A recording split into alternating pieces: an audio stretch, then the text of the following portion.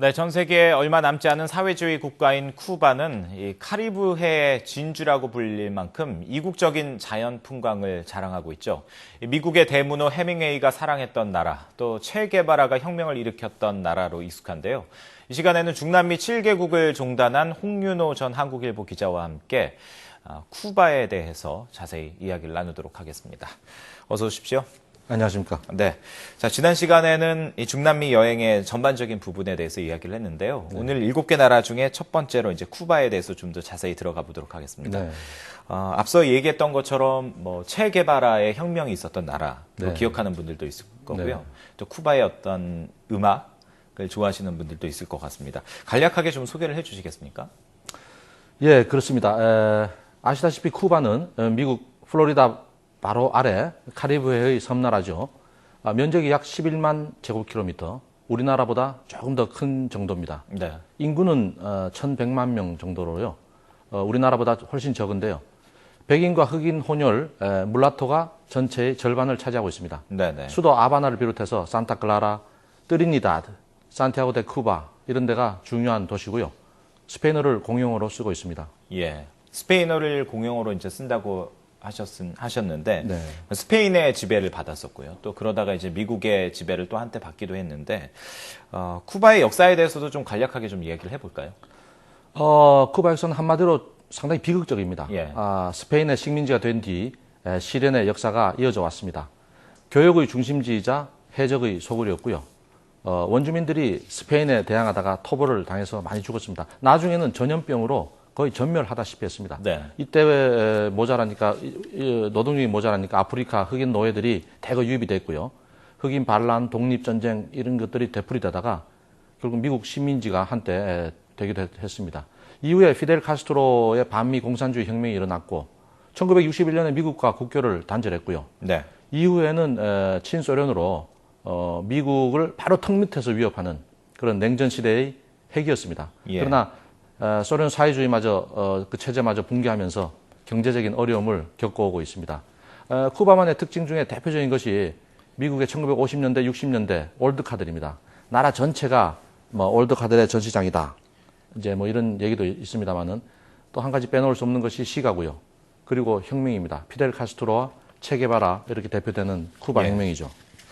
예, 쿠바의 어떤 대외적인 관계를 좀 생각해 본다면 미국을 빼놓을 수 없을 것 같은데요. 그리고 대부분 그런 뭐랄까요? 관계가 좀 악연이라고도 볼 수 있을 것 같은데 오바마 대통령이 2009년에 쿠바와의 새로운 시작을 추구하겠다라고 밝힌 바 있는데 아직까지는 어떤 외교적인 큰 발전이라든가 이런 부분들은 있습니까? 뭐 현재까지도 적성국으로 알고 있습니다. 예. 여권에 쿠바 입출국 도장이 있으면 미국으로 갈 때, 재입국할 때 곤란을 겪는 경우가 많다고 합니다. 예. 저 같은 경우는 괜찮았는데요. 한 $20, $30 정도는 여행자 카드를 사야 됩니다. 거기에다가 도장을 찍는 게 좋고요.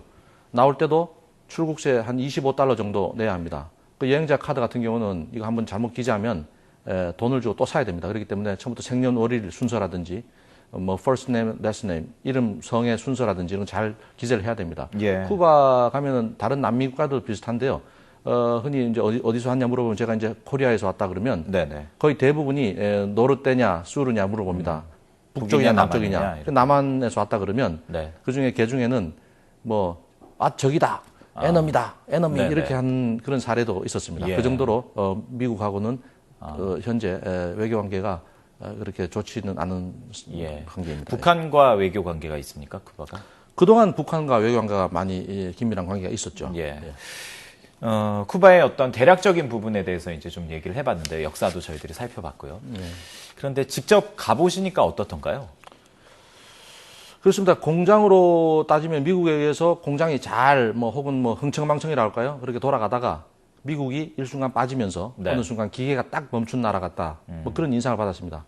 뭐 미국 제국주의 몰아내고 사회주의 혁명은 성공했죠. 그렇지만 그 결과는 평등한 가난 그리고 성장 중단이었습니다. 물론 미국의 경제 제재 이런 것들이 제일 큰 작용을 했을 겁니다. 뭐 이런 말이 있습니다. 지금 쿠바에서 가장 합리적이고 신속한 그런 자본주의적 서비스를 기대한다. 그렇다면 당연히 실망할 것이고 그렇다고 해서 사회주의 혁명의 순수함을 찾으려 한다면 더 크게 실망할 것이다. 뭐 이런 얘기입니다. 네. 그렇다고 쿠바인들이 뭐 가난과 나태, 절망 뭐 이런 것들에만 빠져 있는 것은 결코 아닙니다. 비록 가난하지만 웃고 춤추고 노래하면서 뭐 희망을 안고 살아가고 있는 그런 모습들을 볼 수 있었습니다. 네. 뭐 그런 것들이 바로 혁명이 가져다준 자유의 힘이 아닌가 하는 생각도 들었습니다. 네. 쿠바라는 나라가 글쎄요, 독특한 역사적인 배경 때문인지 모르겠습니다만, 그렇게 이제 접근하기 좋은 나라는 아니라는 그런 생각도 드는데요. 실제로 여행하면서 어려웠던 점은 없었습니까? 뭐 여러 가지가 있었습니다. 근데 무엇보다도 화폐가 그렇습니다. 예. 화폐 두 종류가 있는데요. 쿠바 자국민들이 쓰는 화폐, 즉 쿠바 페소, MN으로 표시가 됩니다. 그거와 이제 외국 여행자들이 쓰는 CUC, 세우세라고 이제 말을 하는데요. 네네. 두 가지가 있고요. 1세우세가 24 쿠바 페소, 엄청난 차이가 납니다. 예. 세우세는 미국 달러와 거의 뭐 1대1입니다. 그래서 외국인들은 반드시 이걸 써야 되는데 미국 달러와 비슷한 비싼 돈을 내고 먹고 자고 해야 됩니다. 예. 하지만 이제 길거리에서 파는 핫도그, 커피 같은 것들은 쿠바 페소로 외국인들도 싸게 먹을 수가 있습니다. 네. 또 한 가지 이제 통신이 아예 안 됩니다.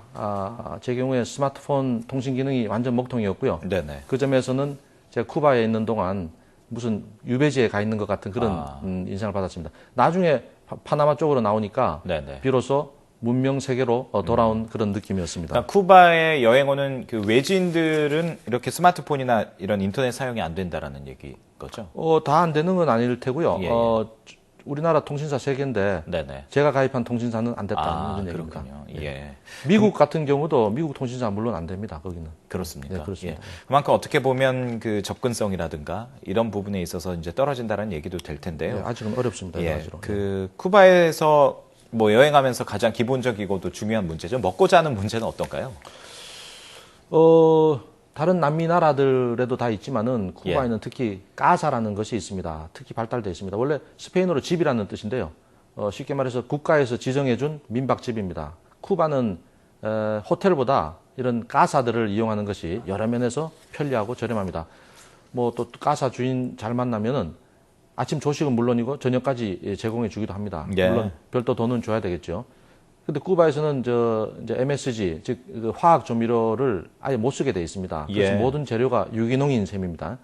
맛은 좀 떨어지겠지만 네네. 건강식을 먹을 수가 있습니다. 우리 저 같은 경우에 이제 쿠바 가면 반드시 이제 여행객들이 대부분 한 번쯤 먹어보는 게 그 랍스타죠. 라고스타라고 하는 저 같은 경우에 한 7,000원 정도 큰 라고스타, 랍스타 7,000원 정도에 먹을 수가 있었습니다. 예, 그렇군요. 이제 쿠바 수도가 아바나죠. 그렇습니다. 아무래도 이제 이곳을 중심으로 많은 여행객들이 갈 것 같은데요. 어떤 곳들이 명소인가요? 우선 수도 아바나에서는 대성당, 아르마스 광장, 샌프란시스코 성당 이런 것들을 볼 수 있습니다. 요 세 군데는 다른 나라, 남미 나라들에도 대부분 다들 있는 공통적인 세트로 있는 그런 곳입니다. 네.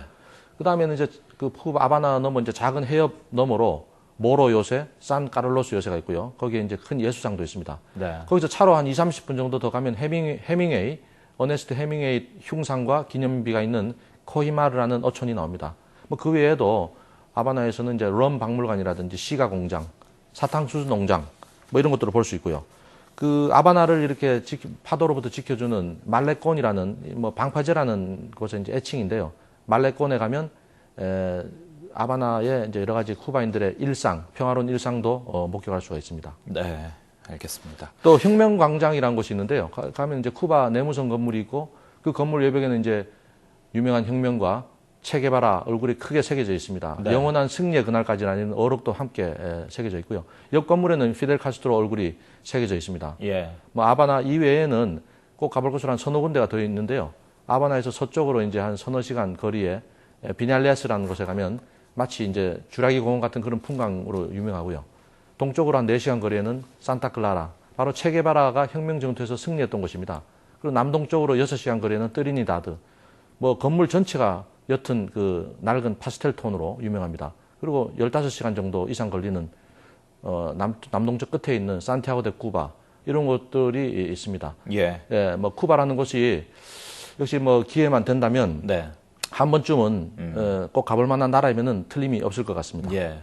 그 끝으로 좀 궁금한 게 있는데요. 네. 우리나라 사람들 특히 이제 젊은이들 네. 어떤 유행으로 체게바라의 모습이 담긴 의상이나 뭐 네, 로고가 네. 담긴 뭐 그런 걸 가지고 있는 사람들이 많지 않습니까? 네, 네. 실제 쿠바에서도 그렇게 체게바라가 새겨진 옷이나 이런 것들이 유행한가요? 그렇습니다. 뭐 어딜 가나 체게바라가 하나의 뭐 관광 상품이기도 하고요. 쿠바를 아주 대표하는 뭐 그런 어떤 아이콘으로 뭐 쿠바 어딜 가나 있습니다. 그다음에 원래 체게바라는 아르헨티나 출신이기 때문에 네. 아르헨티나에 가도 체게바라가 상품화가 되어 있는데 네네. 사진이나 뭐 초상 같은 것들이 그러나 쿠바가 오히려 예. 더 그 체게바라가 혁명군으로 상징성이 활동했던 더 큰 지역. 거기서 더 이제 체게바라의 모습을 더 많이 볼 수가 있습니다. 예, 알겠습니다. 자, 남미 7개 나라에 대해서 저희들이 이야기를 하고 있는데 그 가운데 오늘은 쿠바에 대해서 자세히 알아봤고요. 다음 주는 에콰도르라고 네. 하셨죠? 예, 에콰도르에 대해서 자세히 알아보도록 하겠습니다. 지금까지 홍윤호 전 한국일보 기자와 함께했습니다. 고맙습니다. 네, 감사합니다.